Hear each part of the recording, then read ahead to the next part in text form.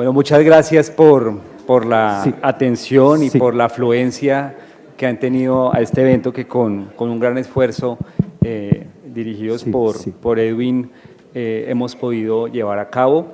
Mientras me alcanzan las preguntas del público, pues yo voy a empezar con una pregunta.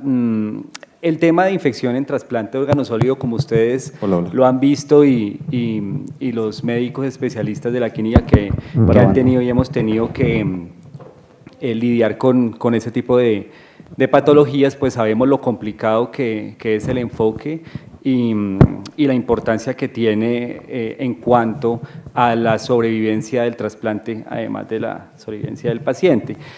Yo tengo una pregunta, mientras me traen las otras preguntas, para la doctora María José de Nefrología, y es sobre la importancia, digamos, no se discutió en la mañana, pues digamos es algo parecido, similar a lo que se ha hablado, pero me parece interesante que nos comente pues, de forma sucinta todo sobre la importancia que tiene en los casos de rechazos agudos, el hecho de que tienen que reiniciar algunas terapias de inmunosupresión similares a las que se tuvieron al inicio cuando se trasplantó el paciente, sobre el enfoque o qué se está haciendo actualmente en el manejo de esos pacientes con rechazo agudo y en lo que respecta a lo que nos interesa a todos, el riesgo de infección. Bueno, el rechazo, hay básicamente dos tipos de rechazo, está el rechazo celular y el rechazo humoral. En cuanto al rechazo celular, digamos que el enfoque es relativamente fácil, depende del resultado de la biopsia, el resultado del BANF nos va a decir con qué estrategia empezamos. Habitualmente con BAF menores de 2 empezamos con manejo con pulsos de esteroide, o sea, nuevamente el paciente recibe dosis altas de esteroide y luego de terminar los pulsos por 3 días recibe prednisolona 1 miligramo por kilo. Si el rechazo es córtico resistente, posterior a eso va a recibir timoglobulina. Basilizumab no tiene estudios en manejo de rechazo, o sea, realmente de la terapia de inducción la que se usa es timoglobulina y puede llegar, pues hay estudios con rechazo con timoglobulina de hasta 7 miligramos por kilo, o sea, son dosis incluso a veces más altas de las que usamos para inducción. Normalmente son BANF elevados o que sean resistentes al manejo con esteroide. El rechazo humoral es otro escenario muy diferente. El rechazo humoral, el manejo como efectivamente es tratar de disminuir la producción de anticuerpos contra ese injerto, incluye el manejo con plasmaféresis, habitualmente de 5 a 10 sesiones, el manejo con inmunoglobulina, algunos estudios con rituximab, lastimosamente pues no tiene registro en VIMA, ha sido muy difícil, pero sí hay algunos estudios que evidencian mejoría con el manejo con rituximab y algunos van más allá manejando con bortezomib la célula plasmática. Los estudios con bortezomib básicamente son hechos en España, realmente en el resto del mundo todavía no tiene una evidencia fuerte, pero efectivamente en el contexto del posrechazo, los pacientes al aumentar la inmunosupresión tienen mayor riesgo de infección. El manejo del rechazo humoral es bastante agresivo y lo que más frecuentemente ocurre es riesgo de infecciones bacterianas por gérmenes encapsulados y pues el manejo con rituximab que también nos trae otras cosas como hepatitis B, activación de tuberculosis, que nosotros debemos tenerlas en cuenta en el contexto del rechazo humoral. Muchas gracias. ¿Con qué frecuencia se hacen las biopsias del paciente post-trasplantado? Las biopsias por protocolo casi no se hacen, normalmente se hacen con alteración. Ahí, por ejemplo, en Europa sí se hacen biopsias por protocolo muy frecuentemente a todos los pacientes. Biopsia por protocolo quiere decir que yo le hago biopsia al paciente sin que haya alteración de la creatinina, sin que haya alteración de proteínas en orina, sino que quiero ver cómo está el injerto. Básicamente, pero por ejemplo, si yo hago una biopsia por protocolo y encuentro un rechazo humoral y el paciente no tiene alteración de la creatinina, probablemente no voy a saber qué hacer, porque no hay expresión clínica. Pero acá en Colombia y en Latinoamérica es poco frecuente la biopsia por protocolo y habitualmente se hace cuando hay alteración en el paciente, sea del parcial de orina o sea de la creatinina. En rechazo humoral yo creo que el futuro sí va a ser hacer más biopsias por protocolo y hacer intervención antes de que haya compromiso clínico porque cada vez está siendo más frecuente y más complicado de manejar y está siendo más frecuente que a futuro eso incida en pérdida del injerto. El rechazo humoral crónico, pues que el rechazo humoral hay agudo y crónico. El rechazo humoral agudo es el que se trata con todas estas herramientas que comenté, pero el rechazo humoral crónico básicamente se trata con ajuste de la inmunosupresión.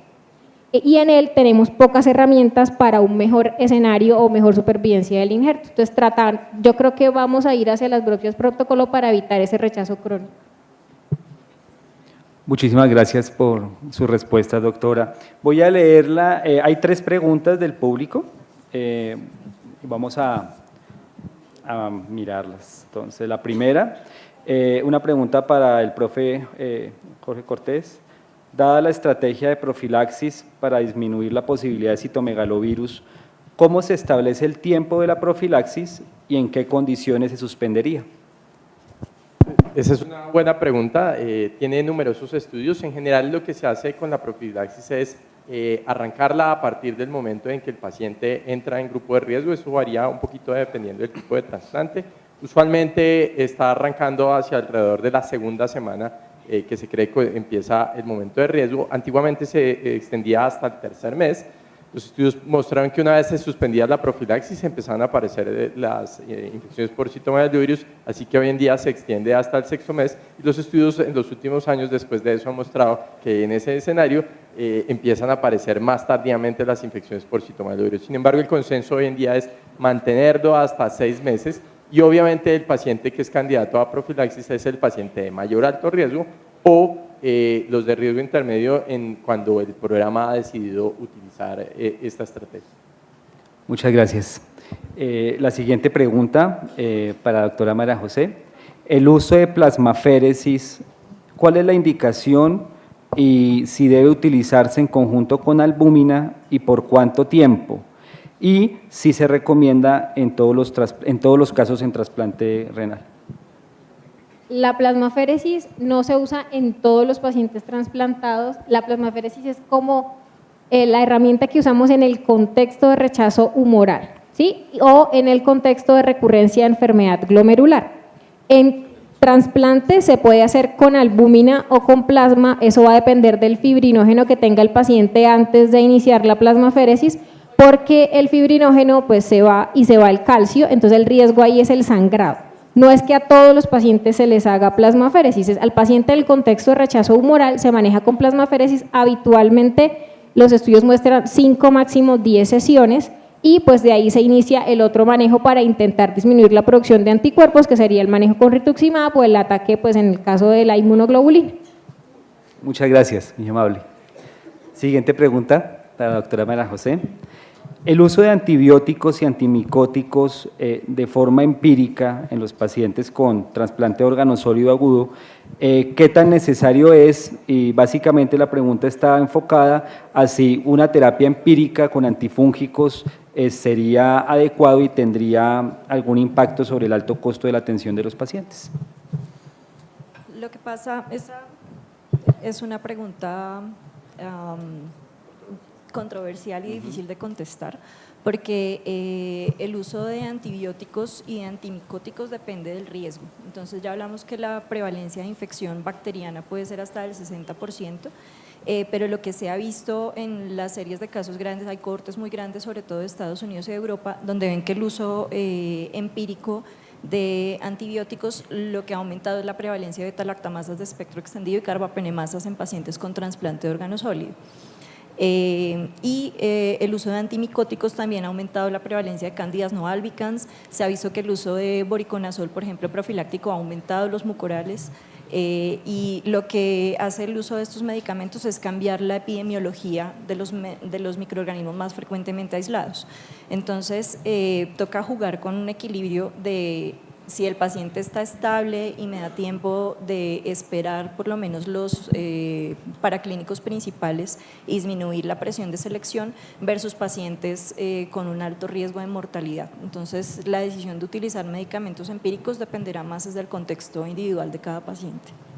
Lo otro es que eso es una tarea que debe definir el programa de trasplante cuando arranca. Es decir, ¿cuál es el riesgo que tiene mi grupo? No, como decía la doctora María José, no es lo mismo un paciente con una leucemia trasplantado un rechazo de enfermedad de injerto contra huésped. No es lo mismo un trasplante renal. En el estudio de la doctora María José encontramos 2% de infección por hongos al cabo de un año, es decir, es muy baja. Y no es lo mismo trasplante cardíaco. Con el doctor Luis Guillermo revisamos las estrategias de profilaxis en trasplante cardíaco para prevenir infección micótica y uno encuentra que hay algo así como 6 o 7 protocolos. Cuando uno encuentra 6 o 7 protocolos significa que no hay uno claramente que defina cuál es el mejor y simplemente hay estrategias que cada grupo tiene que definir.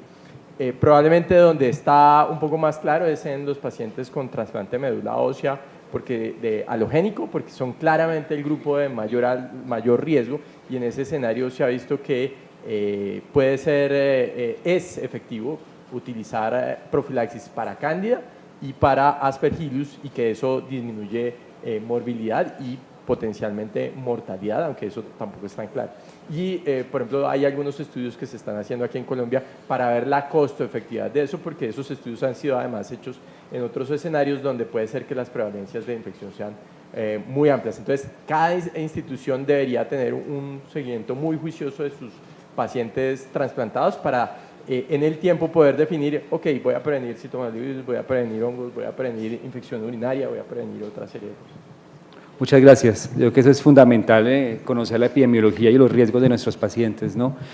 Edwin, ¿cómo estamos de tiempo? Listo. Una pregunta para el profe. ¿Cuál es el nivel, la pregunta de siempre, cuál es el nivel o valor de carga viral de citomegalovirus que uno debería escoger para pacientes asintomáticos? Siguiente pregunta, amigo periodista. No, hay una enorme controversia, como anotaba durante la charla, resulta que las estrategias moleculares para citomegalovirus se hacen con diferentes sistemas. Están las pruebas moleculares hechas en casa, entonces yo monto mi PCR, mando a hacer los primers o los diseño, amplifico citomegalovirus y eso me da una carga viral X. Están las pruebas comerciales que están un poco más de modas porque permiten tener resultados que son mucho más reproducibles, entonces compro un equipo que tiene eso estandarizado y me da una carga viral. La recomendación de OMS hoy en día es que los valores de carga viral no se den en copias por mililitro o por microlitro de sangre, sino se den en unidades internacionales, de forma que uno pueda estandarizar y comparar. Entonces, como los estudios han sido hechos con diferentes tipos de técnica, entonces hay autores que dicen, no, la carga viral más importante es cuando usted encuentra arriba de 1000, la carga viral es cuando usted encuentra arriba de 400, etcétera, etcétera, etcétera. Por otro lado, la tecnología ha mejorado, entonces cada vez somos capaces de identificar cargas virales más bajitas. Conclusión, no hay una respuesta unánime en este momento.